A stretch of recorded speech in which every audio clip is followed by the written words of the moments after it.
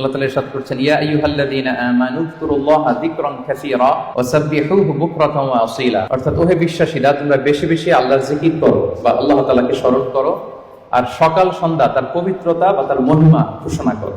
বিভিন্ন আয়াতে একই কথা আল্লাহ তাআলা রিপিট করেছেন যে আমাকে বেশি বেশি স্মরণ করো, বেশি বেশি আমার জিকির করো, এবং সকাল সন্ধ্যা আমার পবিত্রতা এবং মহিমা তোমরা ঘোষণা করো। এবং বিষ্ণু ঈসা ইসলাম বিভিন্ন হাদিসে তিনি বলেছেন যে আলাইকুম বিযিকরিল্লাহ, তোমাদের উচিত বেশি বেশি আল্লাহ তাআলাকে স্মরণ করা।